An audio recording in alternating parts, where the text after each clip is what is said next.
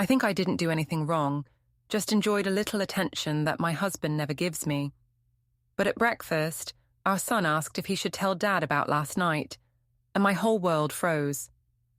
A week later, I was staring at custody papers stamped with the court seal. Before we dive deeper into this story, I have one small request. Please subscribe, drop a like, comment, and hit that hype button to boost this channel so more people can discover these incredible stories. Mornings in our kitchen always felt like routine. Cereal bowls, coffee, Ethan glued to his laptop, the kids chattering.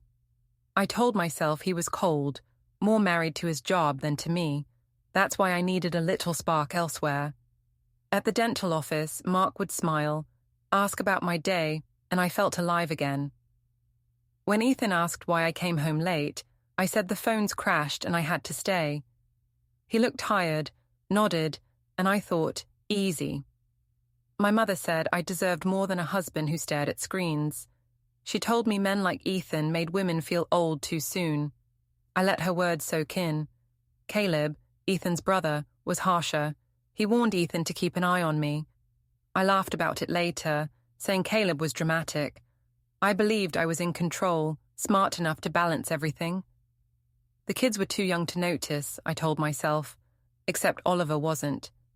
That morning, spoon in hand, he asked if he should tell Dad about last night. My heart skipped. I smiled quickly, saying he should finish his breakfast, but his big eyes stayed fixed on me, and I knew he had seen more than I ever wanted. At the office, everything felt easy with Mark. He leaned against the counter, asking if I wanted to grab dinner. I said I was busy, but we both knew I wasn't. By evening, I slipped into a restaurant booth across from him, a glass of wine in hand. He teased me about working too hard, and I laughed like a teenager. My phone buzzed. Ethan calling. I turned it face down. Why ruin the mood? I snapped a photo of my smile in candlelight, posting it with a caption about girls' night. It wasn't even a clever lie, but I knew Ethan wouldn't question me out loud. Mark lifted his glass and said, I deserved better than someone who never noticed.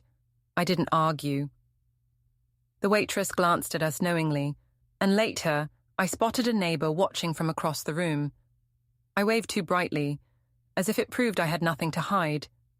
Inside, my pulse quickened. Back home, I told Ethan I'd been with coworkers. He asked if I had fun, his face unreadable. I said yes, of course, but the way he just nodded, so quiet, made me uneasy. I brushed it off until the next day when a friend texted me. She'd seen me at dinner, with a man who was not my husband. The text from my friend rattled me, but I refused to let it show.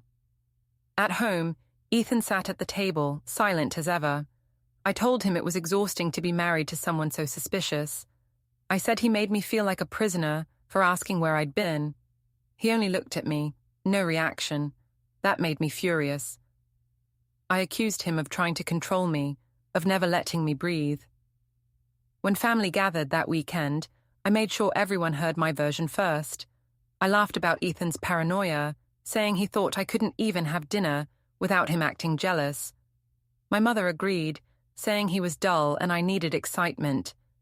Caleb cut in, his jaw tight, telling me I was cruel and everyone knew it.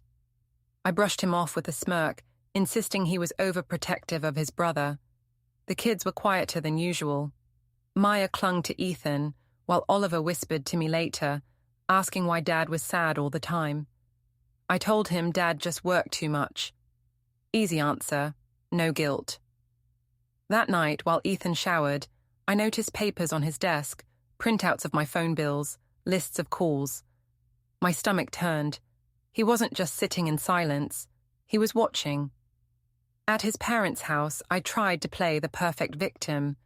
Around the long table, I told everyone Ethan barely spoke to me anymore, that he smothered me with suspicion. I said I couldn't even step out without him assuming the worst. My mother nodded, saying a woman my age deserved freedom. I smiled, letting her words hang heavy in the air. But whispers were spreading. A neighbor had already mentioned seeing me with Mark. At dinner, Caleb asked directly if I had anything to say about those nights out. I laughed, saying people loved gossip, and Ethan's silence only fueled it. I painted him as too joyless to handle a lively wife. Then Oliver's voice cut through. He said he saw me with Mr. Mark at the park when I told Dad I was working. The room froze. My mother quickly hushed him, but Caleb leaned forward, eyes blazing, telling Ethan he finally had proof. I snapped at Oliver, saying he misunderstood, but the damage was done. Ethan didn't raise his voice. He set his fork down, stood, and left the table without a word. I told myself it was just another sulk, but that night I saw him in his study, a folder thick with documents. He wasn't sulking, he was building a case. Ethan called me into the kitchen one evening, his face calm in a way that unsettled me more than anger ever could. On the table sat a folder. He opened it slowly, showing me pages, my phone logs, screenshots of messages, even notes from people who'd seen me with Mark. My breath caught. He had it all. I tried to cry, to say it was harmless, just a distraction, that he was twisting things to look worse than they were. He didn't argue. He simply slid a business card across the table, a lawyer's. I snapped that he was trying to ruin me, but his voice was steady as he said I had done that myself. The children stood in the doorway, watching silently. I forced a smile at them, saying everything was fine. It wasn't. My mother stormed in later, saying Ethan was heartless for collecting evidence like some detective. Caleb countered, calling him strong for finally standing up to me. My hands shook as Ethan pulled out the final papers, divorce and custody filings, already stamped by the court.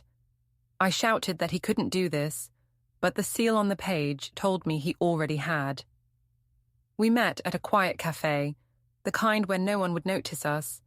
Its faded awning and mismatched chairs promised anonymity, the air thick with coffee and warm pastries. I chose it hoping the setting might soften what was coming. I wore the navy dress he once loved, pinned my hair like I used to, thinking a smile might remind him of better days. I told him I just wanted to feel alive again, that his distance, endless work, silent dinners, pushed me toward Mark unintentionally. My words were raw, a plea beneath the excuse. He didn't flinch. His steady eyes met mine briefly before he placed an envelope on the table. "It's finalized," he said, voice low.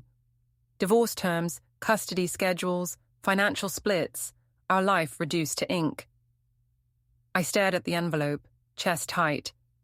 "We can fix this," I said, reaching for his hand. My fingers grazed his cold ones. "Families don't break overnight." He pulled back, shaking his head. "Families break when trust is destroyed, piece by piece." His calm cut deeper than anger. I blamed stress, temptation, even his coldness. But he nodded at the envelope.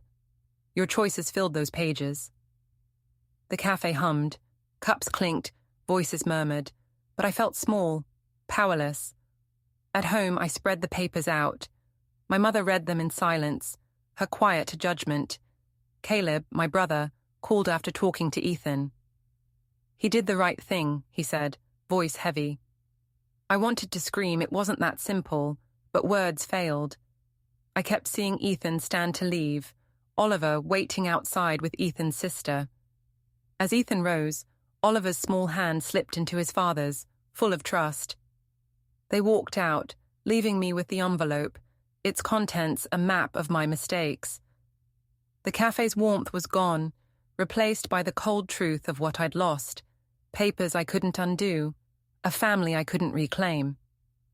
Don't forget to hit like, subscribe, and turn on the bell so you don't miss the next story. Write in the comments from which city you are watching.